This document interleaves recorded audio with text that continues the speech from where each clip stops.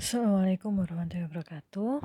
Sesuai dengan janji saya kemarin, saya akan membuatkan rekaman kuliah untuk fisiologi kardiovaskuler. Materi pembelajaran saya adalah anatomi jantung, tekanan, volume, aliran dan tahanan, otot jantung dan jantung, serta jantung sebagai fungsinya pompa. Kita mulai dari anatomi jantung. Jadi, kardiovaskuler manusia itu terdiri dari jantung yang memompa darah melalui sistem pembuluh darah. Jadi kalau kardiovaskuler itu dia terdiri dari jantung sama pembuluh darah. Kalau sirkulasi itu dia ada jantung, pembuluh darah, darah dan juga limfatik. Fungsi utamanya adalah transport. Sementara ada dua jenis dari pembuluh darah, yaitu ada arteri dan juga ada vena. Dimana kalau arteri itu dia membawa darah, sementara kalau vena itu mengembalikan darah ke jantung. Ini adalah sistem sirkulasi kita, kardiovaskuler system. Jadi nanti pembuluh darahnya ada pembuluh darah vena, ada pembuluh darah arteri, kemudian ada kapiler. Kapiler ini adalah anyaman atau hubungan antara vena dengan arteri. Kemudian nanti ada organ-organ. Nah, bisa kalian lihat. Yang dibawa apa saja? Ada oksigen, ada nutrien, ada air, kemudian ada sisa-sisa metabolisme, ada sel-sel imun, terus ada hormon, kemudian ada simpanan nutrien, dan lain sebagainya. Nah, karena jantung itu dia isinya adalah ruangan, maka nanti akan ada yang namanya katup. Katup itu pintunya. Di mana katup pada jantung dan vena, dia akan menjamin aliran satu arah. Jadi darah itu tidak boleh bolak-balik, Dek. Jadi dia harus hanya satu arah saja. Kalau dia arahnya masuk ke atrium, maka dia nggak boleh keluar lewat atrium. Dia harus keluarnya lewat jalan yang lainnya. Jantung itu sendiri dia dibagi menjadi 4 ruangan, ada 2 atrium dan ada 2 ventricle. Nah, untuk sirkulasi sendiri itu dia ada 2, ada sirkulasi pulmonal di mana dia hubungannya dengan paru-paru, kemudian ada sirkulasi sistemik yang hubungannya dengan jaringan dan organ. Nah, berikutnya tekanan, volume, aliran, dan tahanan. Darah itu sama seperti zat-zat lainnya, dia menuruni gradien tekanan dari tekanan tertinggi yang ada di aorta dan arteri ke tekanan terendah yang ada di vena cava dan vena pulmonalis. Nah, yang namanya tekanan maka dia akan menurun sesuai dengan jarak tempuhnya. Jadi faktor-faktor yang mempengaruhi tekanan itu pertama adalah jarak tempuh. Tekanan ini dia juga ditimbulkan. Jadi tekanan ini dia ada dari mana? Karena adanya tekanan pendorong dari ventrikel yang berkontraksi. Jadi ketika dia ventrikel kontraksi, maka tekanan itulah yang dia menyebabkan bisa darah mengalir ke seluruh tubuh atau bahkan ke pulmonal. Nah, perbedaan tekanannya adalah ini. Yang paling tinggi adalah di aorta. Yang paling rendah adalah di vena cava. Karena itu vena cava itu dia hanya mengembalikan darah saja. Jadi tekanannya tidak terlalu banyak yang dibutuhkan. Nah, ini adalah fisika cairan. Sudah sempat kita bahas kemarin di biofisika fluida ya. Kalian tinggal melihat saja. Nah, kalau kita ngomong tentang biofluida, itu terutama yang bidang cair ada tahanan aliran. Jadi tahanan aliran fluida itu dia akan meningkat sesuai dengan panjang pipanya, pembuluh darahnya, kemudian sesuai dengan viskositas dan juga jari-jari atau diameter dari pembuluh darah tersebut.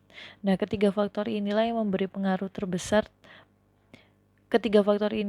berpengaruh terhadap tahanan. Nah, yang paling besar itu adalah jari-jari atau diameter dari pembuluh darah. Kalau tahanannya meningkat, maka laju aliran darah akan menurun. Kalau tahanannya menurun, laju aliran darah akan meningkat. Tahanan ini resistensi. Jadi yang menahan aliran tersebut otomatis dia akan berbanding terbalik dengan laju aliran. Sementara aliran itu dia berbanding lurus dengan gradien tekanan.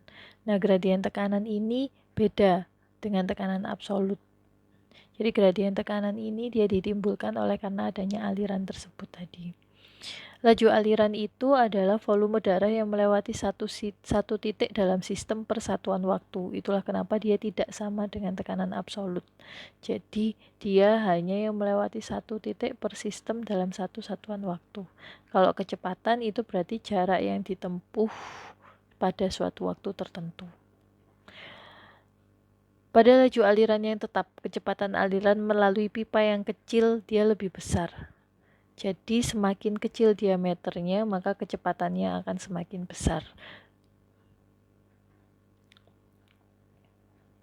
Nah, berikutnya tentang otot jantung dan jantung. Otot jantung itu dia terutama terdiri dari otot jantung, miokardium, di mana dia adalah otot lurik dengan sifat khusus. Sementara untuk kontraksi dari otot jantung itu dia bukan berasal dari sel otot jantung sendiri. Dia ada yang namanya sel autoritmik. Jadi di dalam jantung itu dia ada dua sel. Ada sel otot jantung itu sendiri dan ada sel autoritmik. Di mana sel autoritmik ini yang dia memicu terjadinya kontraksi dalam jantung. Sel autoritmik ini dia nggak ikut kontraksi, non-kontraktil. Kalau miokardium atau sel otot jantung itu dia berkaitan satu dengan yang lainnya melalui yang namanya diskus interkalaris, di mana di dalamnya dia ada taut celah, sehingga dia bisa memungkinkan terjadinya depolarisasi yang menyebar cepat dari sel ke sel. Ini adalah jantung. Nah, dia letaknya di sini. Nah, kemudian ini adalah pembuluh darahnya.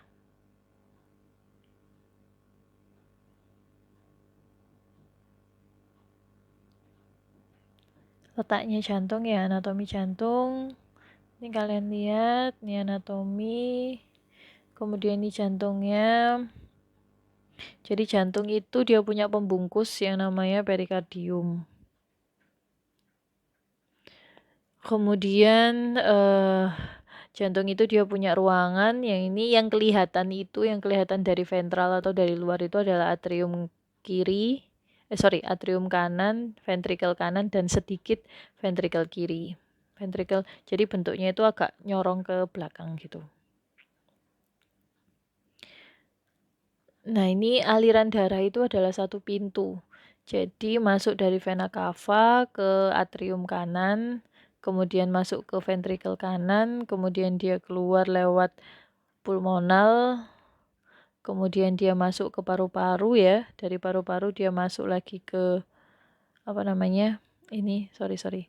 Dari paru-paru dia masuk ke sini, vena pulmonalis, kemudian dia masuk ke atrium, kemudian dari atrium dia ke ventrikel kiri, kemudian baru dia ke aorta dan ke seluruh tubuh.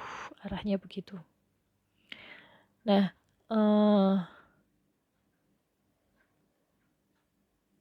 paling banyak sel yang ada dalam jantung itu paling banyak adalah miokardium. Ini adalah miokardium, tapi dia juga punya yang namanya sel non-kontraktil atau sel autoritmik. Nah, ini adalah bentukan dari miokardium. Di sini ada intercalated disc, letaknya taut celah.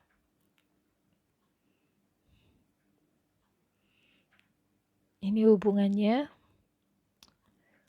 Ini pada saat embrio, jadi jantung itu dia mulai berkembang pada hari ke-25, yang awalnya dia hanya satu single tube, jadi satu tabung. Di minggu keempat dia mulai berkembang lebih lagi, mulai ada atrium dan ventrikel. Baru pada usia 1 tahun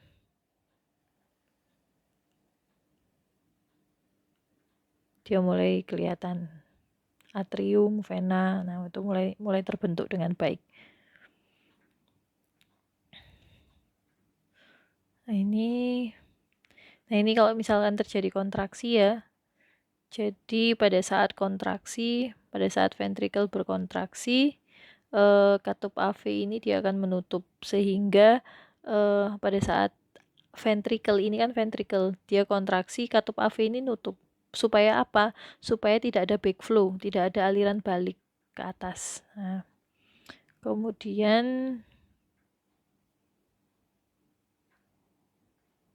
sorry Dek, saya salah katup. Nah, ketika di sini kontraksi, maka di sini akan nutup. Nah, kalau di sini nutup sehingga dia tidak akan ada backflow. Jadi alirannya hanya ke sini saja, tidak ada yang ke sini.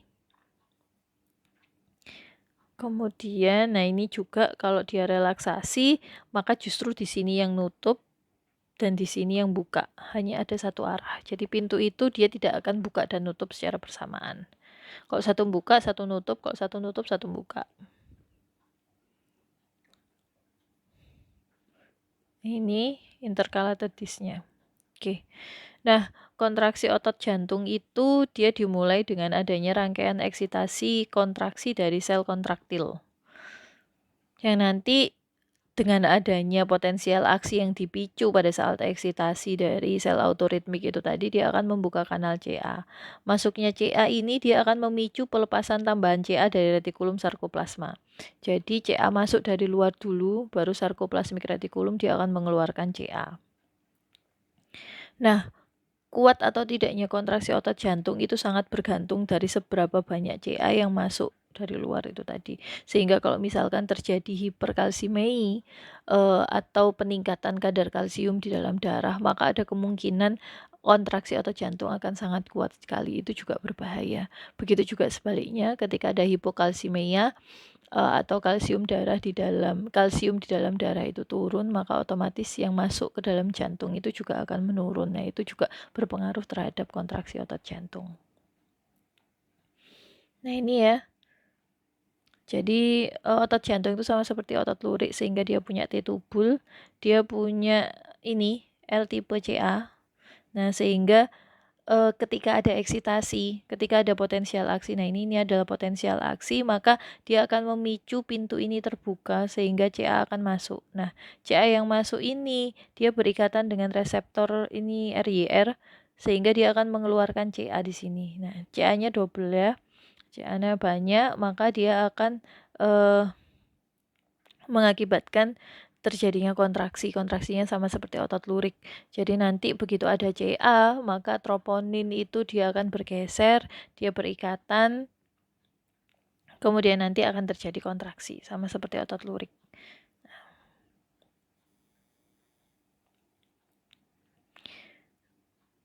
Nah, sel kontraktil miokardium itu, jadi miokardiumnya itu dia memiliki fase depolarisasi cepat, fase repolarisasi curam, sama fase plateu. Bentukannya itu seperti ini. Gampangannya seperti itu. Di mana fase depolarisasi cepat itu dia ditimbulkan oleh influx Na, sementara fase repolarisasi yang curam ini ditimbulkan oleh efflux K, sementara yang fase plateu itu ditimbulkan oleh influx Ca. Nih, plateu. Curam itu ini juga ya. Ini juga curam. Nah, sementara kalau autoritmik itu dia tidak ada kontraksi, dia hanya sebagai potensial pemicu saja. Nah, potensial pemicu ini disebabkan oleh karena adanya kanal IF yang memungkinkan terjadinya influx neto ion yang bermuatan positif. Dalam hal ini adalah kalsium. Pada sel autoritmik ada juga depolarisasi curam sama repolarisasi, tapi tidak ada fase plateu. Jadi pada fase depolarisasi curam itu terjadi akibat adanya masuknya Ca, dan repolarisasi terjadi akibat efflux K. Oke, itu dulu, nanti kita lanjut ya. Oke, terima kasih. Assalamualaikum warahmatullahi wabarakatuh. Assalamualaikum warahmatullahi wabarakatuh. Nah, kita lanjut lagi. Jadi ini adalah potensial aksi yang ada di sel kontraktil, yang ada di miokardiumnya. Jadi pada saat resting membran potensial, itu adalah ini. Nah, kemudian nanti ketika mulai ada eksitasi, maka Na akan meningkat. Nah, ini mulai terjadi depolarisasi, meningkat. Nanti di sini Na akan turun. Na turun itu dia akan membuat pintu K terbuka, tapi ternyata Ca-nya juga buka, sehingga dia juga ada fase plateu. Ini fase plateu. Kemudian nanti ketika Ca-nya sudah mulai nutup, maka terjadi penurunan yang curam. Nah, ada yang namanya periode refraktor dan sumasi. Kalau periode refraktor itu ada dua, ada refraktor yang absolut sama refraktor yang relatif. Kalau absolut itu seberapa banyak rangsangan maka dia tidak akan pernah bisa mengalami potensial aksi lanjutan. Sementara kalau periode refraktor yang relatif, selama rangsangan tersebut lebih tinggi dan waktunya juga lebih lama, maka dia akan bisa menyebabkan terjadinya potensial aksi. Nah, ini adalah perbandingan yang biru ini, dia adalah otot lurik biasa, sementara kalau yang merah ini adalah otot jantung. Nah, di sini bisa terlihat bahwa periode refraktornya itu adalah antara ini. Ini bedanya ya. Kalau otot jantung itu di sini. Oke.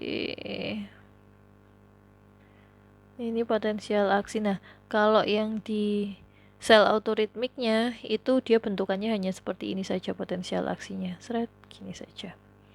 Tidak berbentuk plateau. Nah, ini perbedaan antara otot skelet, otot bergaris, kemudian otot jantung, kemudian ini sel autoritmik. Ini harus kalian pahami perbedaannya di sini. Nah, terakhir adalah jantung sebagai sebuah pompa. Potensial aksi di dalam jantung itu dia berasal dari sel autoritmik yang utama, namanya adalah nodus sinoatrial atau nodus NAA, di mana dia akan menyebar cepat dari sel ke jantung, dari sel-sel yang ada di seluruh jantung. Nah, potensial aksi ini dia akan diikuti oleh gelombang kontraksi, sehingga kalau misalkan dia ada potensial aksi dari SA, maka kontraksi akan terjadi. Nah, sinyal listrik ini dia berjalan urut dari SA node, kemudian ke AV node, ke berkas AV, ke cabang berkas, dan ke serabut Purkinje. Habis itu langsung ke sel kontraktir miokardium. Sehingga karena dia awalnya adalah dari nodus SA, maka nodus SA itu dia akan menentukan kecepatan frekuensi dari denyut jantung. Kalau misalkan ada masalah di dalam nodus SA, maka dia akan digantikan oleh nodus AV. Bisa juga digantikan oleh serabut Purkinje juga bisa. Tapi itu karena sekali lagi potensial aksi itu menentukan gelombang kontraksi, maka itu juga akan menentukan jumlahnya. Nah, yang normal itu adalah potensial aksi yang berasal dari SA. Itu normal 60 sampai 100 kali per menit. Sementara kalau berasal dari tempat lain selain dari SA, maka dia akan turun. Kalau dari AV itu sekitar 40 sampai 60 kali per menit. Kalau dari serabut Purkinje itu sekitar 10 kali per menit, 10 sampai 20 kali per menit. Nah, ini ya. Jadi ketika dia ada elektrik atau potensial aksi, maka dia akan disebarkan ke sini. Nah, di otot jantung bentukannya adalah plateau. Ini ya konduksinya mulai dari SA node masuk ke AV node, dari AV node kemudian dia menyebar ke berkas AV, ke bundle of His, kemudian dia ke RBBB, LBBB, terus ke serabut Purkinje. Ini urutannya ya, SA node, internodal pathway, AV node, AV bundle, bundle of branch, serabut Purkinje. Nah, karena dia adalah listrik, maka dia bisa direkam. Rekamannya namanya adalah elektrokardiogram. Karena dia direkam listriknya, maka akan terlihat gelombang. Ada 3 gelombang utama dalam EKG, yaitu gelombang P, gelombang QRS, dan gelombang T, yang masing-masing menunjukkan listrik di tempat tertentu. Kalau gelombang P ini dia menunjukkan listrik dari depolarisasi atrium. Kalau QRS itu dia menggambarkan depolarisasi dari ventricle, sementara kalau gelombang T itu menggambarkan repolarisasi ventricle. Nah, di sini yang nggak kelihatan itu adalah repolarisasi atrium. Tapi sebenarnya repolarisasi atrium itu ada, cuman dia tertutup oleh kompleks QRS. Jadi, karena kompleks QRS itu dia panjang, besar, maka dia akan menutupi repolarisasi dari atrium itu tadi. Nah, EKG itu dia akan menyajikan informasi mengenai frekuensi denyut jantung dan irama jantung, serta kecepatan penghantaran dan kondisi dari jaringan jantung. Jadi sebenarnya kalau kalian mau tahu bentuk, mau tahu apa yang terjadi di dalam jantung, itu dari EKG itu bisa kelihatan. Nah, ini bentukannya EKG. Jadi normalnya EKG itu bentukannya seperti ini, di mana ini adalah gelombang P, ini adalah kompleks QRS, ini adalah gelombang T. Nah, urutannya seperti ini. Jadi ketika ada di S anode itu mulai terlihat gelombang P-nya. Jadi S anode jalan, itu kan mulai ada depolarisasi dari atrium, maka dia akan mulai kelihatan gelombang P. Kemudian dia jalan ke AV node, dia berkasis, kemudian sampai di bundle of branch, maka dia sudah menyebar ke seluruh ventricle, terjadi depolarisasi ventricle, itu QRS. Kemudian ketika dia repolarisasi ventricle, maka dia terjadi gelombang T. Nah, ini adalah sadapannya. Jadi kalau kalian pernah lihat EKG itu dia sadapannya banyak. Di dada itu dia ada 6, kemudian nanti di kaki tangan itu juga ada 4, ada 10 sadapan. Nah, itu arahnya sama seperti ini. Namanya adalah persamaan Einthoven. Kok kalian tertarik dengan EKG lebih lanjut, kalian bisa lihat dengan kata kunci Einthoven triangle. Nah, itu kalian bisa lihat. Oke, nah ini bentukannya ya. Ini normalnya seperti ini. Nah, ini adalah yang tidak normal. Sorry, ini normal. Ini tidak normal. Dia hanya ada gelombang P yang tidak diikuti oleh gelombang QRS. Kemudian di sini juga antara P sama QRS itu sendiri-sendiri jalannya. Di sini malah tidak terlihat gelombang P sama sekali. Nice to know aja sih deh ini. Akan lebih banyak dibahas di kardiovaskuler nanti. Penyakit jantung sama kardiovaskuler. Satu siklus jantung itu mencakup satu siklus kontraksi sama relaksasi. Jadi ada fase sistolik, ada fase diastolik. Terdiri dari fase kontraksi dan relaksasi. Ini kalian ngelihatnya dari ventricle, bukan dari atrium. Nah, sebagian besar darah masuk ke ventricle saat atrium berelaksasi. Jadi, darah itu masuk ventricle ketika atrium relaksasi. Kalau yang pada saat atrium itu kontraksi hanya 20% saja. Nah, ini yang EKG tadi ya. Jadi ketika dimulai ada S anode, ada potensial aksi di S anode, maka akan mulai terlihat gelombang P, kemudian dia akan menyebar ke atrium kanan sama kiri, mulai terbentuk full gelombang P-nya, dan mulai masuk ke PQ sama PR segmen, kemudian nanti dia masuk ke sini, turun ke bundle of His, maka akan mulai terlihat gelombang Q, kemudian dia menyebar ke ventricle kanan, ventricle kiri, terlihat gelombang R, sampai akhirnya ke seluruh ventricle, maka akan terlihat QRS-nya penuh. Nah, kemudian nanti mulai terjadi repolarisasi, T-nya mulai terbentuk. Nah, seperti itu. Ini penting, Dek. Nanti kalian pahami lagi ya. Nah, kemudian yang ini adalah yang siklus jantung. Ada fase sistolik, ada fase diastolik. Jadi dimulai dari late systole, kemudian ada atrial systole, ada isovolemic ventricular contraction, ada ventricular ejection, sama isovolemic ventricular relaxation. Kalau yang ini 5 tahap, ada buku yang menjelaskan 6 tahap. Kalian baca lebih lanjut. Nah, sekali lagi, aliran balik itu dia nggak boleh ada, sehingga katup AV itu dia benar-benar mencegah supaya tidak terjadi aliran balik ke atrium.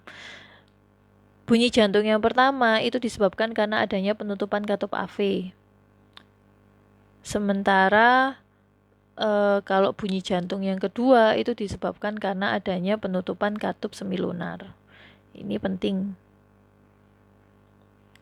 Jumlah darah yang dipompa oleh satu ventricle selama satu kontraksi dikenal sebagai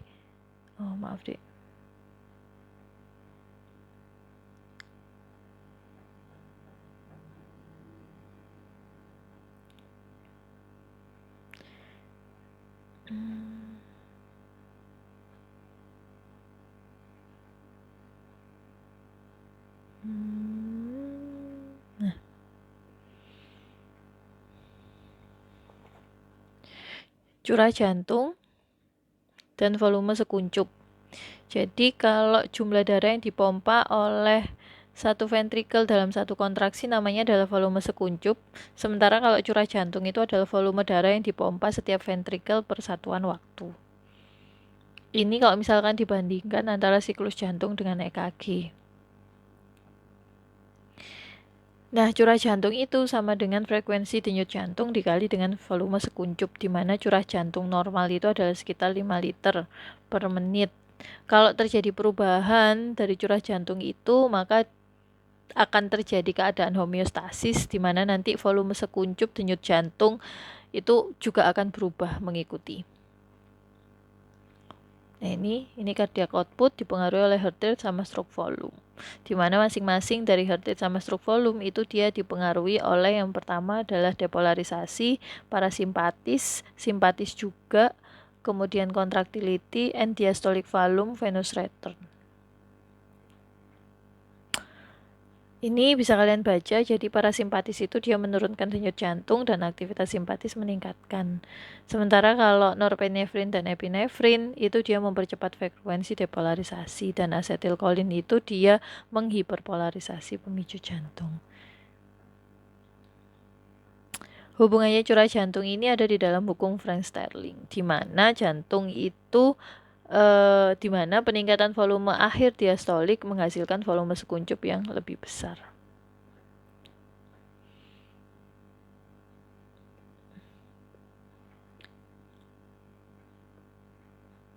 Oke, mungkin itu. Kalau ada pertanyaan nanti silahkan ditanyakan. Terima kasih atas perhatiannya. Assalamualaikum warahmatullahi wabarakatuh.